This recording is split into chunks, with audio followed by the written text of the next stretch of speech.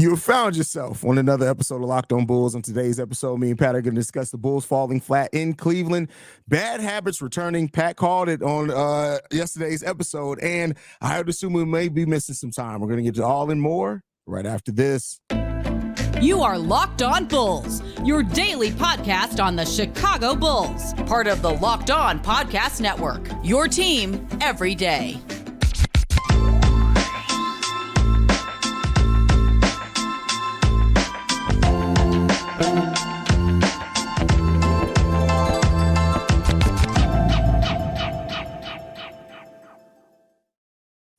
Thank you for tuning in to Locked On Bulls, member of the Locked On Podcast Network, where it's your team every single day. That's Pat the Designer, host and creator of the Windy City Breeze and host of the Chicago Bears podcast over at ESPN 1000. I'm Haize, host and creator of Chicago Bulls and Chicago Bears Central YouTube pages and podcasts. And today's episode is brought to you by FanDuel. Make every moment more. Right now, new customers get $150 in bonus bets guaranteed when you place a $5 bet. Visit FanDuel.com/lockedon to get started.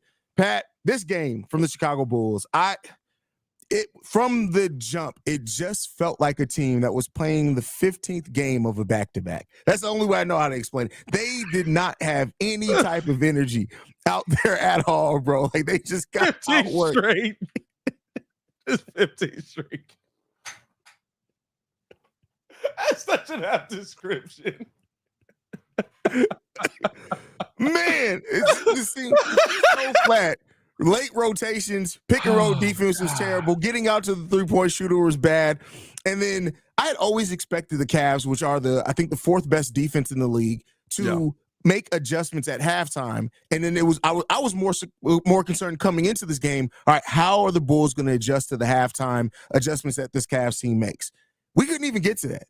This team looked bad. Now, we did get Drummond. We got the lead back down to 4 at one point, went on like a 21-4 run. Drummond and Vooch were out there together. We went back small, and by the time we tried to bring Vooch and Drummond back out there again, the game was out of hand. Pat, how you feel about this game, bro? Well, I feel like there was too much.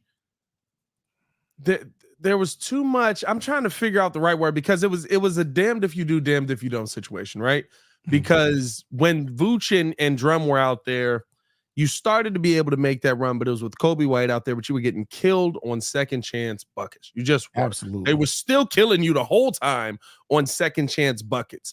When you started to kind of slow up on second chance buckets, then they started raining threes from the heavens at a unconscionable rate, which they were shooting pretty well all night. And so I actually, there was a point where I watched the game up by my parents, and so my brother was over there with me, and he was like, Billy Donovan's got to find a way to adjust. And it's like, listen, what adjustment do you make? I went big to negate the second chance buckets, which they're still allowing here. And I'm getting threes rained on me. If I go small, we're never going to get a rebound down low. It felt like there wasn't really an answer in this one. And on top of all of that, the Bulls it just felt like a dead game. Like you described it so perfectly. Yeah. And the funny thing is that they didn't even shoot the three ball efficiently. They just kept shooting them, and then enough went in. They were 20 of 57. It was 35% from 3-point range. But it felt like it was just, I don't even know, bro. It felt like Apollo Creed, bro. Like when oh boy, the Russian killed him, bro. Like, it's just throwing the towel, bro. Throw the damn towel. Like, bro, it was done. Yeah. It was a bad game. I thought that the Bulls came out with a lack of energy. I thought that the Bulls came out. Listen, it looked like they were missing half of their team, which you were missing some key pieces, but I don't think any of the key pieces that most of us think are, life-changing pieces for this team. Maybe Patrick Williams makes a difference in this game, but how big of a difference? Not that big. I mean, it depends on what Pat, if Pat was at his utmost active, then maybe, but even then it's like defensively he could have definitely helped out some. But when it comes down to it, is this. But you got back in the game. You did get back in the game. That last run, I don't think he impacts defense. But the thing is, no, I think Pat can always, and he can always. Now, will he? That's the question, but he can always impact the game defensively. But I think it comes down to, right now, and I saw people say, why is Billy Donovan playing 4? That's all we got. We got 2 big guys. Patton and Torrey are out, and Terry Taylor sucks. So, like, that's it, bro. That's it. It's all we got is guards. It's guards and wings. That's it. You're gonna get 4 guards out there more times than not. And then when you run Vooch and Drum together, that means you're depleting their energy at the same time, which means you're gonna have to go small. Yeah, you better hope that you better blow the lead out the water by the time you got both of them out there, because the moment they got to sit down, you're back small. Yeah. No, it's a situation that the Bulls were in today where they don't match up well against Cleveland in the slightest, and it shows every single time, and they just don't have answers for it. And it sucks at this point. It's something that is very irritating at this point. It is something that I don't know how Billy Donovan combats it, because Billy Donovan is literally saying, okay, they're giving up a ton of second chance buckets. We're gonna put our 2 of the best rebounders in the NBA out there. And I understand we were getting killed on board, so I understand why you went there. And like I said, for a little while there, it was working. The first stint worked. The second stint was terrible again. So, like, at the end of the day, like, at some point, and I know people say you just got to have the next man up. At some point, the next man up sucks. Like, you can only go the next man up for so long. Terry Taylor gave us like 90 really good seconds today. Really good. And that was all he got. That's all he had, bro. That's it. That's all he had, man. So many women left unsatisfied. Many. 90 great seconds. 90 great seconds, bro. I don't know, bro. Like that. This was a game, especially with the Bulls getting back into it. And I thought that would really boost the energy, that it just didn't. And I think that, listen, we'll talk about it in depth in the next topic, but we're back. Right, like this is why everybody. Oh, we had Zach LaVine. Oh, he's out there. Here we go. He's back. No, we're back. Everything that we talked about to start this season is back. There's nothing that looks different. There's nothing. This was us back being the team that started off 5-19, bro. That's what this felt like. There's nothing and it's like, why isn't it working? I don't know. Now, we were playing against one of the best defenses in the league, so I'll give them a little bit on that. But I'll say this: it was really, really concerning. Like you said, we're gonna talk about that even more in the next one. Now, what did you think about Kobe White down the stretch of this game? Because I felt like Kobe had more opportunities in the fourth quarter than what we've become accustomed to seeing. But it felt like he was a little bit frantic himself, going 1 for 4 in the fourth quarter of this game. I think Kobe's frustrated. Kobe looked frustrated. Kobe looked like, listen, don't call on me now. Right? Like, you had this whole run where, and it's not to say he didn't try to get back. Right? It's not to say that he didn't try to get back into this game. He wasn't trying to go out there and make plays, but like, it felt too little too late. You got yourself back in a run. It took everything for you to get back into it. And then all of a sudden, now you need to rest Kobe White. Why? Because he was the main catalyst of that run, right? Him and Ayo Dosunmu were the 2 guys that you really looked at and were like, balling right now. They're going to get us back in the game. They get us back in the game. And then outside of that, you don't see much of it. Kobe White looks frustrated with the role that he's kind of being put back in, where, yeah, he's still getting a ton of shots up. He's still, getting his shots that you want to see him get, but now that's all the way down to 15, right? Like it's him being the second guy again, the third guy again. Kobe White was the lead guy. I think you're just at a point right now where Kobe White's looking at the situation. He's saying, I would love to go out there and do everything I can, but when I pass the ball to one of these guys, it don't come back. Well, I mean, no, I don't know if I believe that, because Kobe is trying to be a point guard, and I don't think Kobe is selfish in the sense that it necessarily is about him taking the shot. But I will say this, like, it does get frustrating regardless if you are trying to facilitate and nobody can hit a dang shot. Yeah. We collectively shot the ball. Me and you almost shot the same field goal percentage as most of the players today. We did shoot the same field goal percentage as Terry Taylor and Dalen Terry. Yeah. I don't know, bro. Like it to me, it looks like a team that got a taste of what life is like when you have a clear cut voice. And I mean, I'm gonna be honest with you, even when I think it was the fourth quarter and Kobe has the ball and he's inbounding it, and you saw him just yell, just like, come get the ball. And nobody's paying attention anymore. Everybody, like, all of a sudden it's just like Zach LaVine runs up to come get the ball. Yeah. But like you're back in this issue where the dynamic of the three, and it's not to say any of them are bad players, but the dynamic of the three does not bring you success. It just doesn't. And I don't know how people can argue it at this point. I like Zach. I would love for Zach to be on this team. I think Zach could be a great number 2 on this Bulls team if Kobe White continues to play that he does. I think a lot of the things that you want to see a number 2 guy do, Zach accentuates. But Zach can't even be that guy when DeMar's on the court. Yeah, that's a fact. That's a fact. Well, next up, we're going to be talking about those bad habits returning for the Chicago Bulls, how concerning it is overall, because it's very concerning. But before we do that, got to talk to you guys about a couple of our sponsors. And first up is BetterHelp. This show is actually sponsored by BetterHelp. Around New Year's, we get obsessed with how to change ourselves instead of just expanding on what we already are doing right. Maybe you finally organize one part of your space and want to tackle another, or maybe you're taking your supplements every morning and now you want to actually eat breakfast too. Therapy helps you find your strengths so you can ditch the extreme resolutions and make changes that really stick. Like Pat, he's trying his best not to cut me off as a change that really stick. He's not doing well at it. BetterHelp can help with that.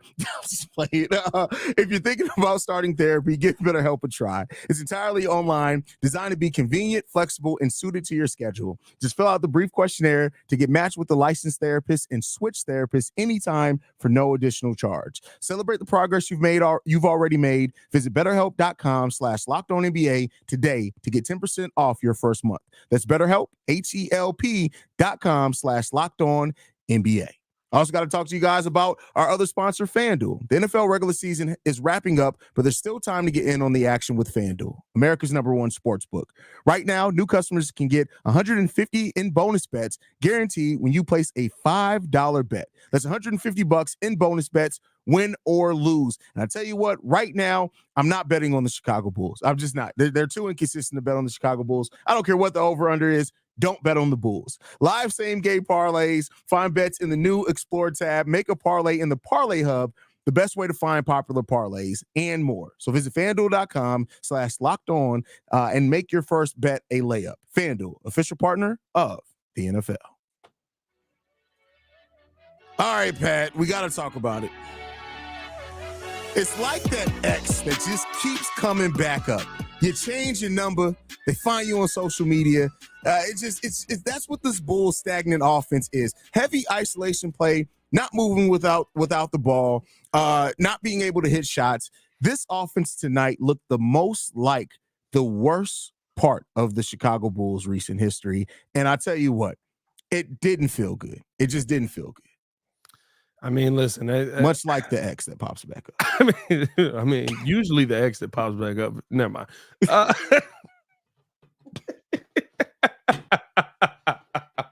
No, I'm just no.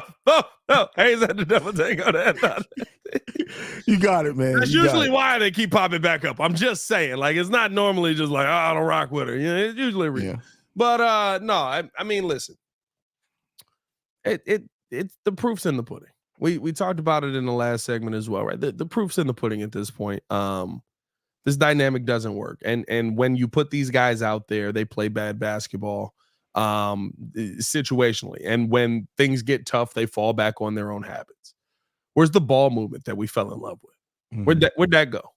Right? Where guys were swinging it around the court left and right. Where's the intensity defensively that we fell in love with over that stretch, right? Like this is the Bulls team that we started the season with. And listen, maybe it's just so coincidental. Maybe this is just who the team is. And I talked about this yesterday, right? The Bulls are on pace to win 38 games this season. They look like a team that might win 38 games. Might. Like that's how it's trending back to. And to me, I don't have when you're this far into a situation and you don't have an answer on it, there's your answer. Yeah, that's how I feel about it, right? Like we're 4 years into this and guys can't figure out how to play together still. And don't give me Zach LaVine's working his way back in. He's trying to figure out his way. No, Zach's playing exactly like how Zach was playing before he got hurt. His team is who it is. I won't say he's playing the exact same way, but he's giving a little more intensity defensively. But DeMar in this game, 6 points from DeMar is going to be rare too. But I think you are seeing like we saw the core three of Zach, Vooch, and DeMar all have really good individual seasons, but the totality of that was a negative point differential, meaning that while they can get their numbers, if you're talking about winning basketball, there's way more data pointing towards it's not going to work with these three sharing so many minutes on the court together. Yep. Bringing Zach LaVine off the bench, you were able to mitigate that some. Now, I'm not saying that they're not going to put Zach LaVine back on the bench. It's not happening. It's not what I'm advocating for. I'm just talking about the realities of it.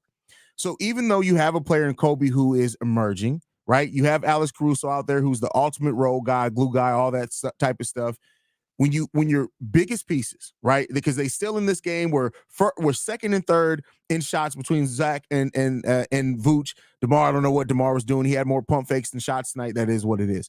But it's not going to work. And we just got to understand that. And so the Bulls have to ask themselves, what are we doing leading up to this trade deadline? Regardless if you have to wait to trade Zach or not, I'm not saying just pull the trigger on the Zach trade, but you got to ask yourself, is whatever you're getting out of seeing Zach LaVine start back in the starting lineup or whatever the mix of this team, is it worth, or do you still want to aim to win the most games possible and have some type of postseason? Because I tell you what, we still won. We're 5-5 in our last 10. So that's how things are starting to go back for the Bulls, back to 500 basketball. And you got to ask the tough questions. And that's something that they have 2 days off. They come back Thursday. They play against Toronto Thursday. No, it's not Toronto. Who do we play the next game against? All right, we'll talk about that later. Toronto's later in the week. Here. No, it is the Raptors. Yeah, we play in Toronto Thursday. That was right. Yeah, it's the Raptors. Yeah. So, you got some things that you need to try to work out. That's up to Billy Donovan. That's up to the coaching staff. That's up to what the players do in practice. But right now, you have to realize and get back to the thing that we've been saying that AK has not wanting to admit. And like I said, like we both said before, if Zach LaVine didn't request this trade, continuity would have been the bet all season long again. But you got to come to the realization there's nothing positive at the end of this table if you keep doing the same exact thing. They've shown you who they are. They're veterans. It's not going to change. If you're not going to change the coach, the results aren't going to change with the same players. Those are your two options. Change the players or change the coach. Yeah, 100%, dog. Like I think you said it all there. Like it's what's going to be different in this situation. I think now with today's the day. And maybe this probably should have actually been our final topic, but today's the day. Everybody's available. Where's all this interest at? Where's the trade interest for Zach LaVine? Where's the trade interest for DeMar? Today's the day. Are we going to be waking up tomorrow talking about the Chicago Bulls have traded away Zach LaVine to such and such team for such and such players back? Because you know what? If AK, I'm sorry, if AK can't see this at this point, I get it, right? I get the continuity thing. We told you on this podcast a million times, they're never going to blow it all the way up. Mm-hmm. They're not trading. AC is not going anywhere. Vooch isn't going anywhere. Kobe's not going anywhere. Io's probably not going anywhere. Torrey Craig's probably not going anywhere. Javon Carter, unfortunately, probably is not going anywhere, right? Like there's a bunch of names you could throw out there and say that these guys aren't going to end up moving away. But you have a dynamic on this team that clearly doesn't work. And at this point, with January 15th being here, how much more desperate are teams going to get? I mean, the Lakers are as desperate as they can get right now. The Lakers are god awful. The Lakers can't be that desperate when they're still saying they don't want to give up Austin Reeves. Like and it's not even just about Zach LaVine. You're potentially you already lost out on OG. You're letting potentially Javonte and Pascal go because you don't want to give up on your new Alex Caruso. And I get it. Losing Alex Caruso has traumatized that front office so much that they are just paralyzed. They are traumatized. They are literally just like, but we just gave up a spunky white guy. What are we going to do? We can't do it again. I don't know, bro. Like I don't have. I wonder what the interest actually is because we've heard it reported both ways. I'm sure there's some interest for Zach LaVine, but I think you said this on yesterday's episode, right? It does feel like Zach LaVine is the consolation prize for Pascal, and if you don't get Pascal, and if you don't get DeJounte Murray. And maybe even Buddy Hield too. Like they could literally still. That'd be insane. I'm not gonna lie to you. The only reason I said it is because Buddy Hield's expiring. That's the only reason. Oh, that's true. So yeah. It's gonna be, I don't know, bro. Like I don't know. The one thing that I do know is with these three out there, it's done. Listen, they're a good enough team. I'm sick of that in Chicago. They're good enough to be competitive. AK's goal with this team was to get competitive. They're competitive. They're gonna make every game interesting. They're gonna go on a run. They're gonna take a 1-point lead, and then they're gonna go down by 10 because they give up a 16-5 run. I don't know, man. I don't know. Hey, we're going to keep this thing moving right along. No, you know what? AK built a decent house, and Lonzo Ball's knee decided to say F that house. Keep it moving. What? Just the knee, though? What? That's where it all came crumbling down. Oh, crumbling's a tough word, bro. Come on, listen, dog. When you build your foundation upon weak knees, you get weak results. All right, let's get out of here. Plays gets canceled out of here. It's tough. Can't cancel Haize. He's dangerous. Yeah, I refuse to be canceled. Before we get up out of here, or before we get into this final topic, man, we got to talk about Ayo Dosunmu being out and just the Bulls injuries in general. I want to talk to you guys about Jase Medical. I know that we come to sports for an escape from some crazy realities of life, but can we talk just for a minute about preparing for the real life? According to the FDA, pharmacies are running out of antibiotics like amoxicillin right in the middle of the worst flu season in over a decade. This is scary. I can't imagine a more helpless feeling than if my daughter or my wife got sick while a supply chain issue kept them from a life-saving medication they needed. Thankfully, we'll be okay because of Jase Medical. The Jase case is a pack of 5 different antibiotics to treat a long list of bacterial illnesses, including UTIs, respiratory infections, I don't know how to say that word, skin infections, among others. This stuff could happen to any of us. Visit jasemedical.com and complete your physician encounter. It will be reviewed by a board-certified physician, and your medication will be dispensed by a licensed pharmacy at a fraction of the regular cost. It's never been more important to be prepared than today. Go to jasemedical.com and use the code LOCKEDON to get $20 off your order. How do you say that word? Sinusitis. Sinusitis? Wasn't that a dinosaur in Jurassic Park? I mean, possibly. We live in a simulation, bro. That's all I can say. In a simulation. All right. I wasn't expecting us to go that route. Yeah, we're in the simulation, bro. Like I refuse to believe that I spent my whole life rooting for a team that sits here. But nonetheless, I gotta find out who this dude is, bro. I think I said this on yesterday's pod too. Who the guy that is maybe the chat can help us because we weren't live for this one. Who's the Greek? It might be a real person or a god. I don't know. That is his curse is to always push the rock uphill, but he never gets it up the hill. It always rolls back down. That's who Chicago teams are. I never can remember the name. It's not Atlas. It's not. Was it No, Atlas holds up the globe. Yeah, Atlas holds up the globe. Atlas holds up the globe. Like I gotta figure out who this was. Sisyphus. That's who we are. That's also the disease that JDH has. Okay. All right. Well, that's a different thing. But Jase Medical can take care of that. JDH needs to get his Jase case. Pat, Ayo Dosunmu went down in this one, re-aggravated injury. No timeline for his return right now. The bench is already pretty depleted with Torrey Craig and Patrick Williams being out. How do you feel like, because Ayo being out means a lot more Javon Carter, and that scares me. I'm just saying, bro. Like you could only bet on Big Cav to play so much, bro. There's only so much Javon Carter that you can take. Bro, that's it. Listen, the injuries are piling up, the injuries are mounting, and I do think that plays a part in a lot of this. I think that it makes a lot of things harder rotation-wise for the Chicago Bulls to be able to go out there and continue to produce at the level that they were when you're missing a Torrey Craig, when you're missing a Patrick Williams, when you're missing an Ayo Dosunmu. Hopefully this is not a long-term thing for Ayo, but the fact that he re-aggravated the shoulder, I think we all saw him kind of go down to the ground pretty hard and grab the shoulder. A re-aggravation usually is a longer timeline than the original injury. That's true. That's very true.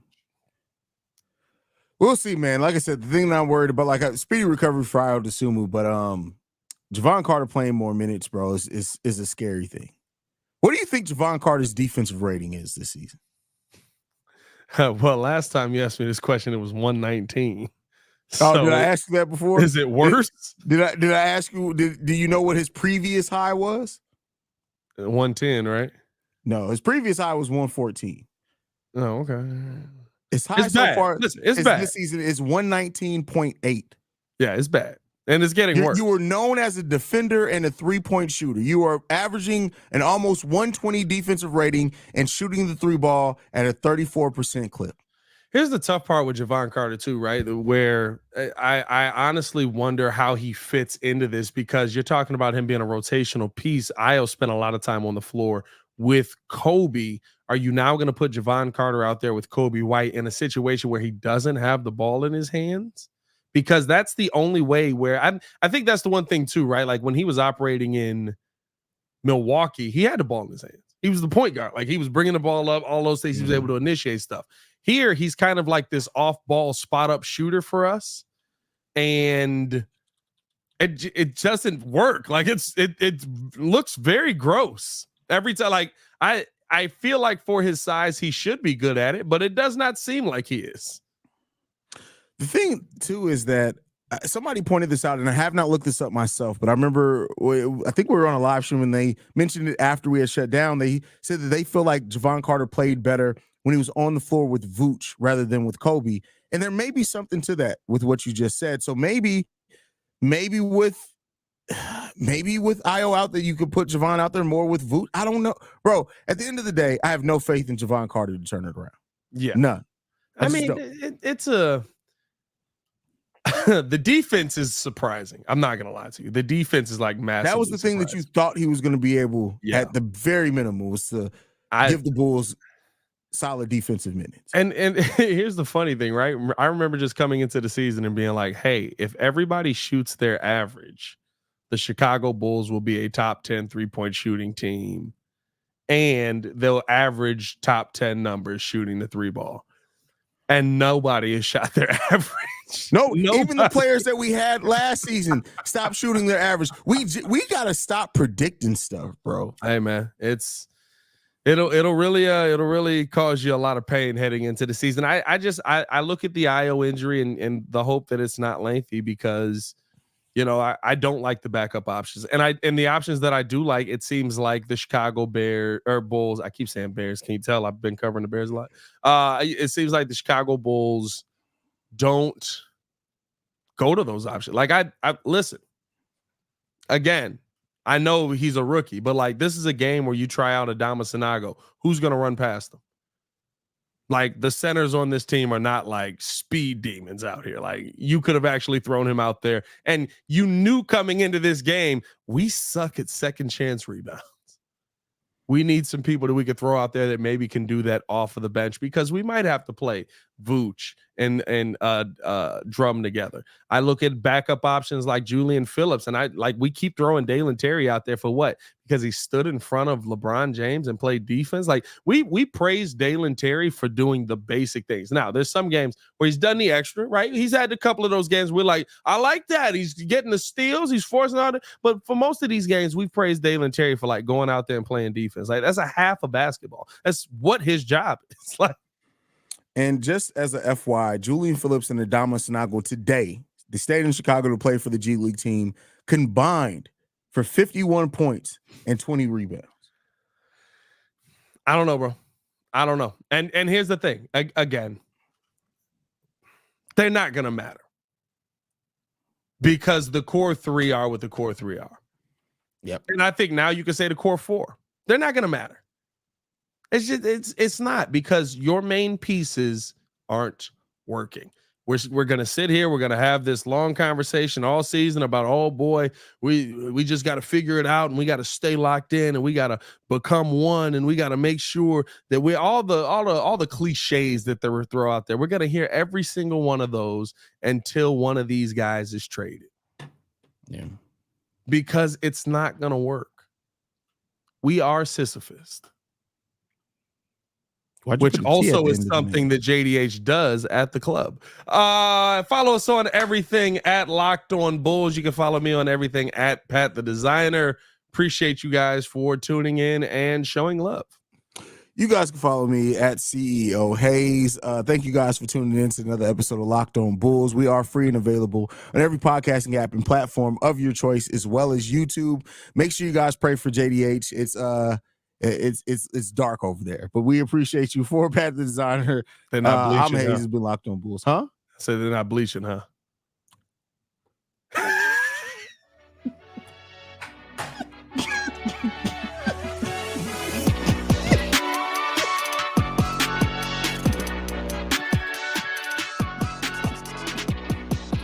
We got to bring some joy in y'all life, bro. Oh, man.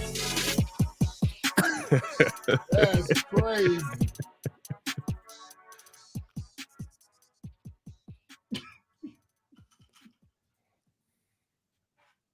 Oh, man.